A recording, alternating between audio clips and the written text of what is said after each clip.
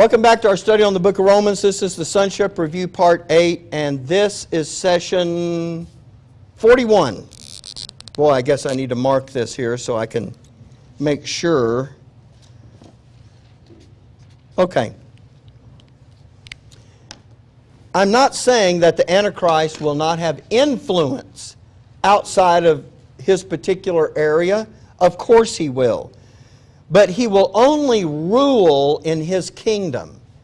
Now, I know this takes a lot of the punch out of Bible prophecy, but in America, no one is going to take that mark in order to buy or sell.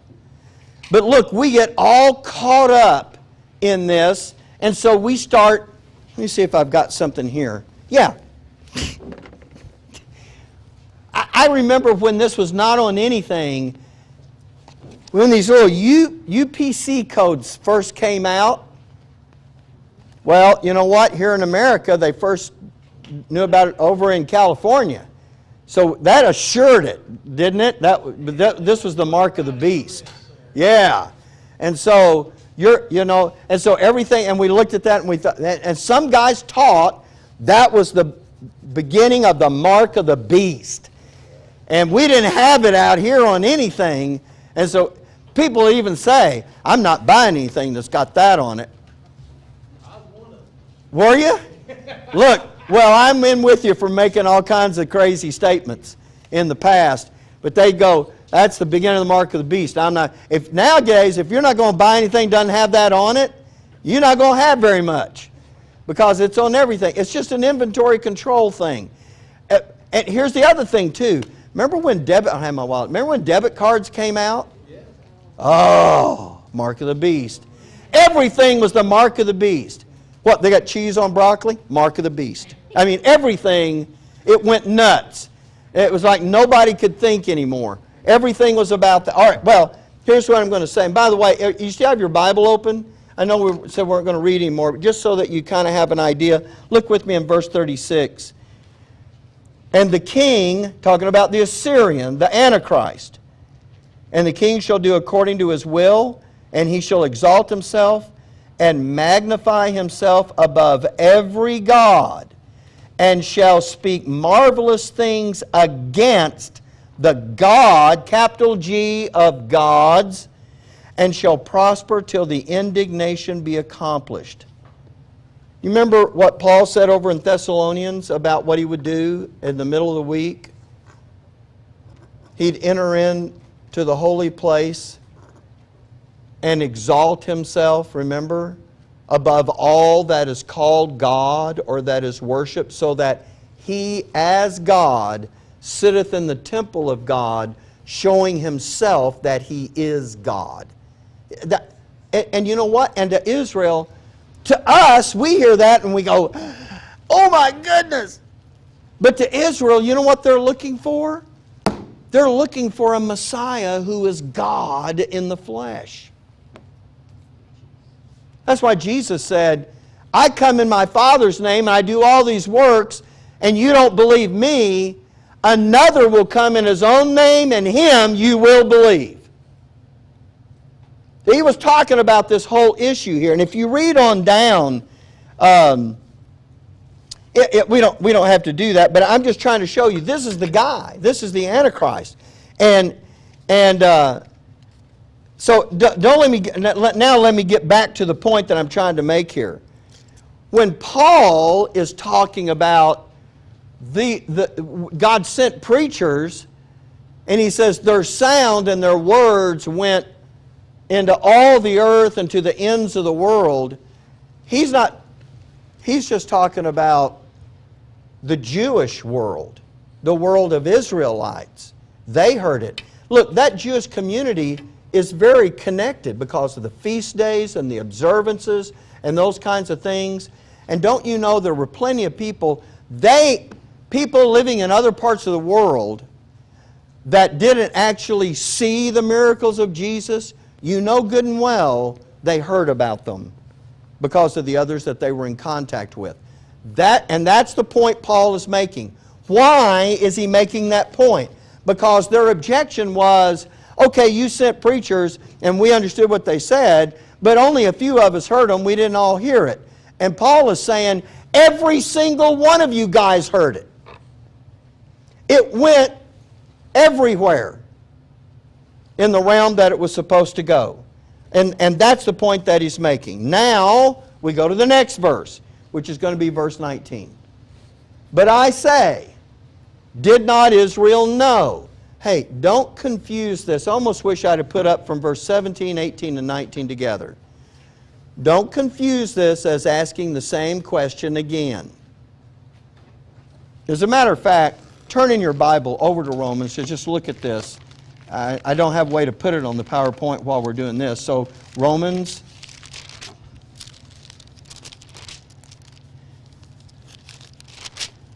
chapter 10.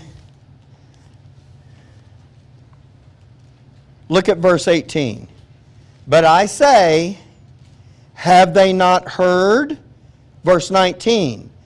But I say, did not Israel know? Those are not the same question. He's talking now about a fourth objection. I know I had it on that first PowerPoint, but the first one is no preachers. The second was unclear message. Paul answers that. The third one is not everyone heard. And Paul says, oh yeah, they did. And then they go to this one. They could be saying, we didn't know. And Paul saying, but I say, did not Israel know? But the obvious question, because I didn't put the rest of the verse up, the obvious question is, what is the obvious question? In reference to that, did not Israel know? The question, know what? Didn't Israel know what? That bread was on sale on Thursday? That's not it. Didn't Israel know what? What was it? Paul is saying, you knew something. Huh? Who he was?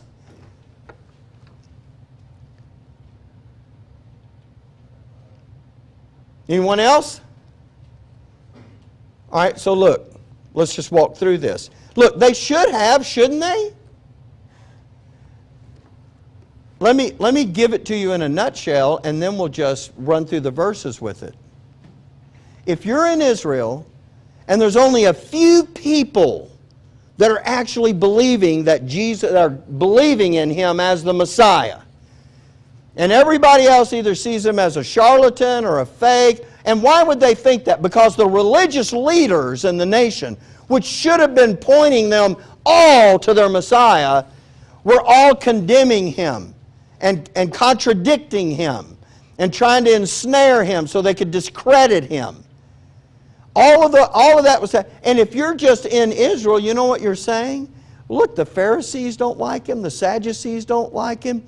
The chief priests don't like Him. Man, you know, I mean, I don't know. Do you see how confusing that would be? No, because you're a bunch of independent rebels. It would not be confusing for you. But you understand, in Israel, they're counting on the religious leaders. I mean, do people do that today? I mean, people do that all the time. Well, preacher said. But you have to be convinced from the Word, right? Which is why we go through this process. I can't just stand up and say, hey, trust me, here's what your justification is like. You need to see it in the Word so that later you're not moved from the understanding of the truth.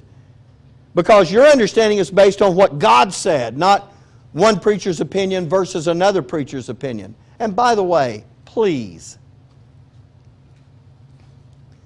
I think about this from time to time. Hopefully, the work that we are doing here, not just to edify our souls, but to, in this right here, to establish us as sons,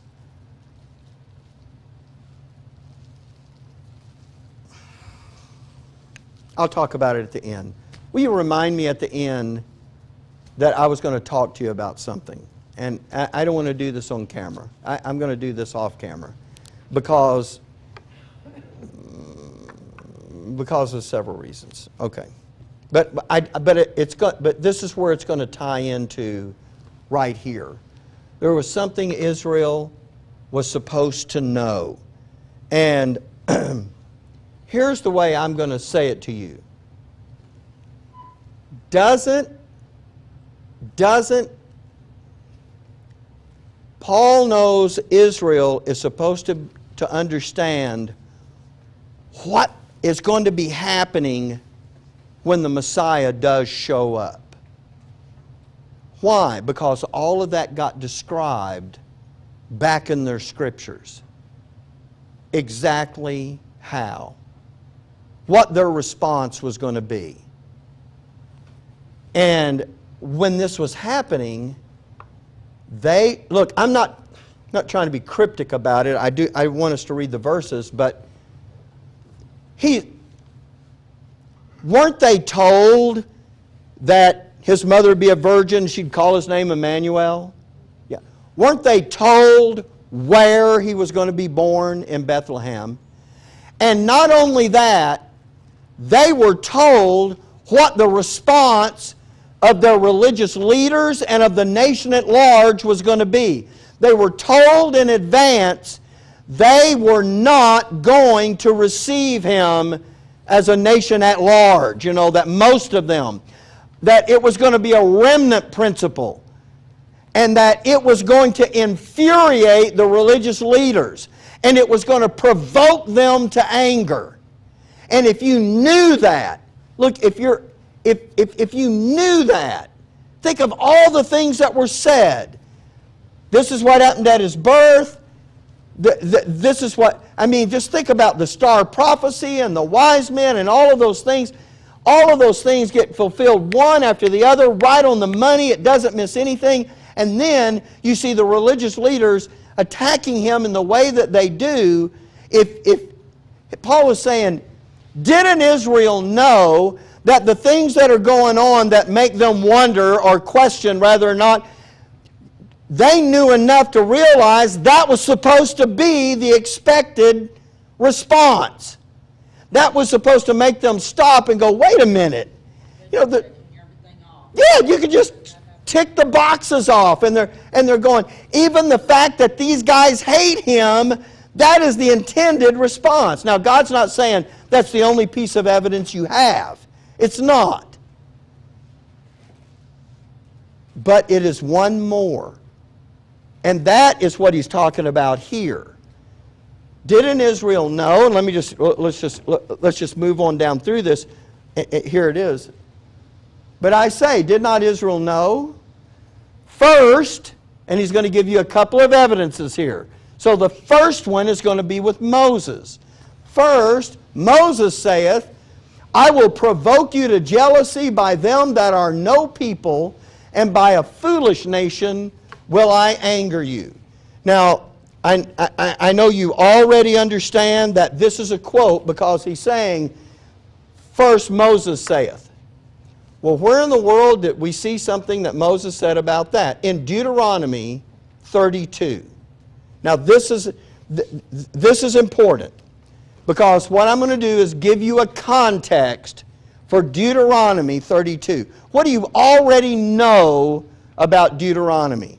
It's a re-giving of the law. What has happened? Remember, they had come out of Egypt, they had gone to Sinai, they sent spies into the land, but when they came back, what was the verdict? 10-2. Oh, look, it's a wonderful land, but we can't go in. There are giants in the land. We're like grasshoppers in their sight. We'll never take it over. They wander for 40 years in the wilderness. That generation dies off. And now what they've done is they've journeyed around and they come right over here. And they're on the east side of Jordan. They're up in the mountain area here. You can look out and see the cities in Israel. And now, and Moses, he hasn't died yet. Remember, he dies before they actually get into the land. But He is giving them the law, Deuteronomy, which means a re-giving or a second giving of the law. They're over here and they're hearing all of this again. Why? Because remember, it's been 40 years since the first one was given. And let me refresh your memory, folks. This is what you agreed to. And if you're going to, look, oh man, there's so many issues sitting in here.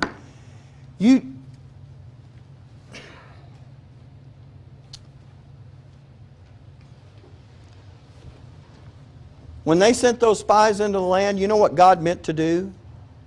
This was the gospel of the kingdom in the sense that if they hadn't balked at that, if they had trusted God and they had gone into that land and they had listened to what He had said to them, that was going to be them going in to set up the kingdom in that land, to take it over, and God was going to set up that kingdom. When they rejected that, God withdrew that offer, and now they don't get that offer restored to them until when? Until, well, they get a foretaste of it with David. Mark says with David, and that's not a bad answer. But they actually get that kingdom offer. There is a covenant made with David about the throne of David and the kingdom and all of that. But when do you hear someone talking about the kingdom again? Not till Jesus shows up and He says the kingdom is now what? At hand. So they had an opportunity way back there. One day we'll walk through that timeline and look at the details of it. I know we've never done that. But when He's talking to them here, he's saying, Moses said something. I'm going to answer and by the way, this is the fourth objection. You did know. You're going to say you didn't, but you did. How would you know? Because first of all, Moses said something about it, and then the second person He's going to take them to is Isaiah. And He said, from Moses to Isaiah, you were being told about what things were going to be like out here when your Messiah showed up, and you should have read that and looked around and went, oh my gosh.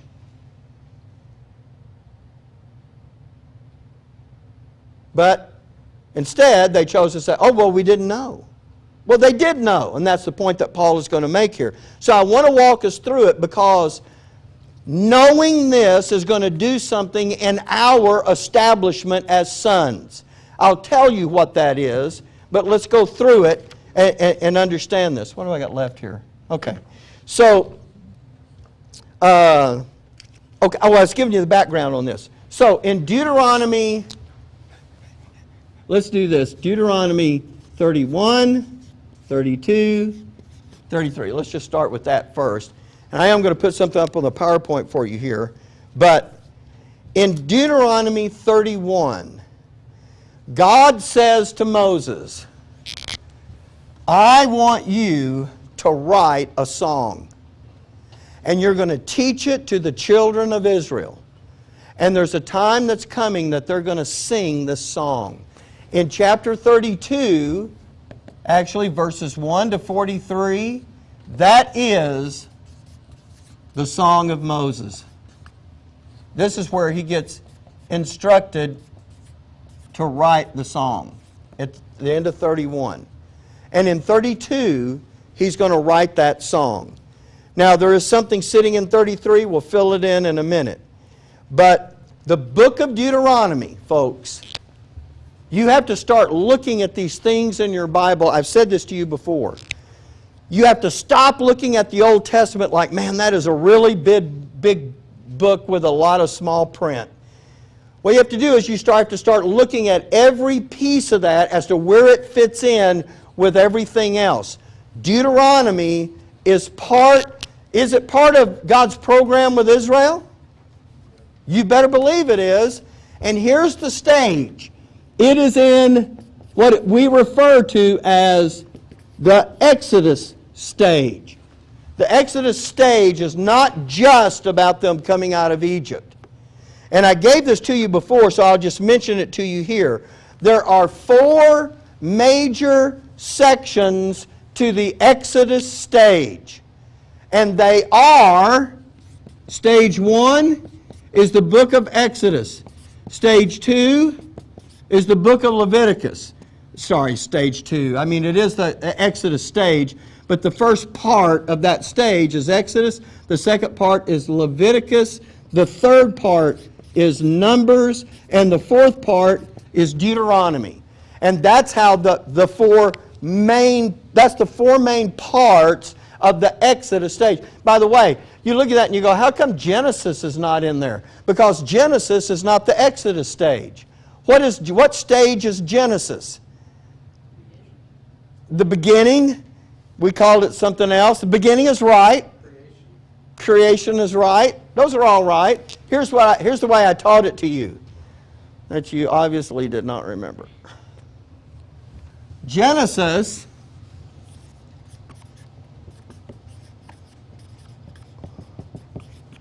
was the formation stage. If you call it the beginning, that is fine. If you call it the creation, that's fine. But that's where God formed the nation. That's where He put all that there. So that's in the formation stage. So in Exodus, Leviticus, Numbers, and Deuteronomy, now that is all part of the Exodus stage. And you should kind of think about it that way in your own mind. In each one of those stages now, I say stages, I'm using that term. In each one of the parts to the Exodus stage, you have a major issue. Just like I talked to you about in Matthew. Matthew was divided up into 4 major doctrinal sections, and each one of those sections had a major issue in it. The first 7 chapters was the first section of Matthew, and what was that major doctrinal issue?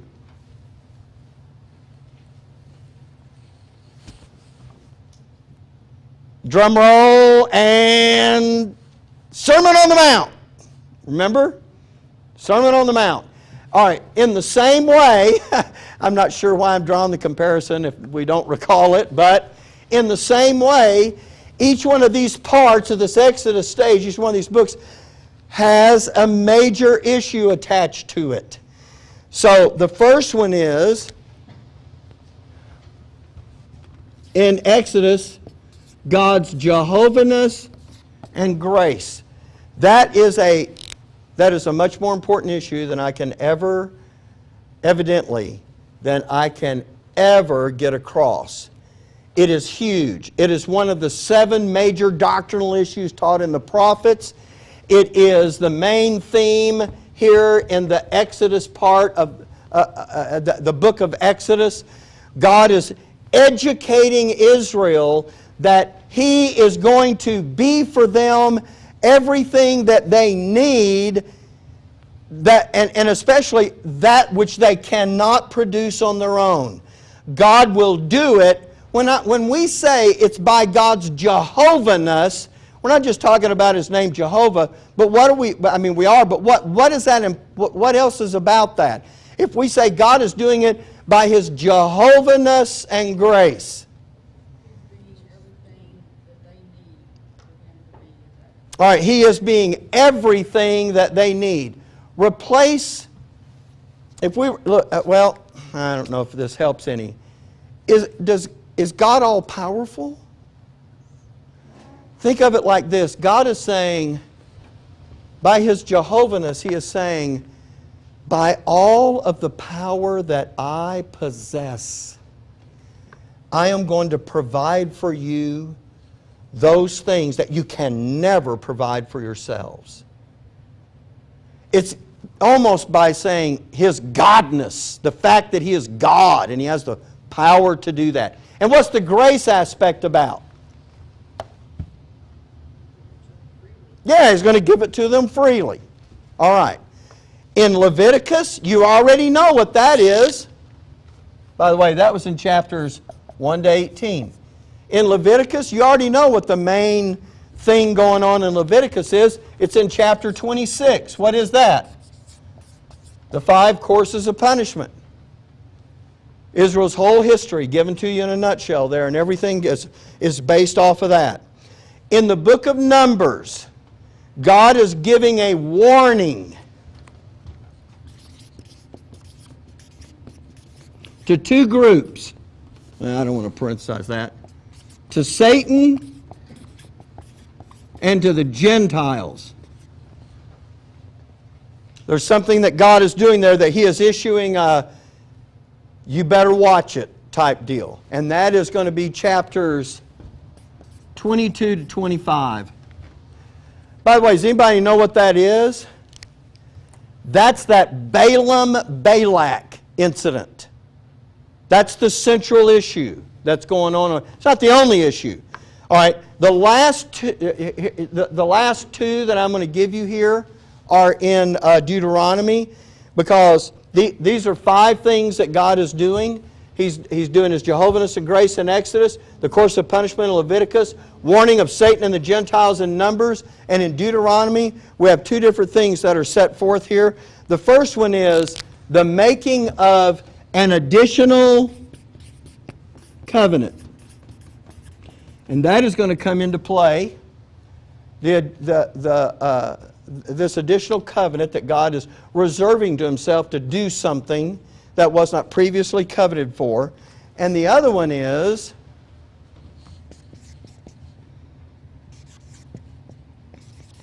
Moses' last acts. Now, I think I gave you in your notes where those are found. Look, it doesn't matter, but look, this is 20 to 30. And this is 31 to 34 or 3? Let me look. 34. And here's what I've already done. I've already started putting these 3 up, because these now come right out of this one. And why am I giving you this? Because Paul winds up quoting something Moses said over here. And if you don't know what it is he said, or you don't understand the significance of it, when you read in Romans 11, what Paul is trying to establish in you will just go whoosh, right over the top of your head. And it won't mean a thing. And if that's how we're going to do it, we might as well not even bother reading it at all. So what we're doing is we're going to go back over. So I'm trying to give you a whole context for this. And so Moses has some final things that he's doing.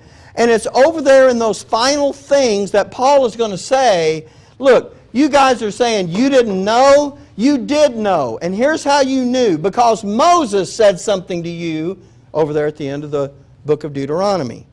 And that issue, by the way, in verse 32, the Song of Moses. That's the big deal. That's the big deal. I'm going to show you that the Song of Moses is not only a big deal to them then, it is going to be a big deal to them in the future, and it is also going to be a big deal in the throne room of God in the future. Now, I'll show all that to you, and just to give you an idea of what it is that we're looking at when we're looking at, 19 seconds. All right, so look, this is a good place to stop. So we'll stop here, and when we come back, I want us to pick up with this issue of the Song of Moses, because this is what Paul is going to quote. And we'll do that after the break.